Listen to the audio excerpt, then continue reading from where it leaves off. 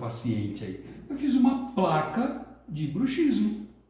Para quê? Para ver se ela conseguia, através de um toque mais estável, minimizar essa movimentação muscular, mas principalmente evitar o quê? Os ferimentos nos lábios, na língua e na bochecha.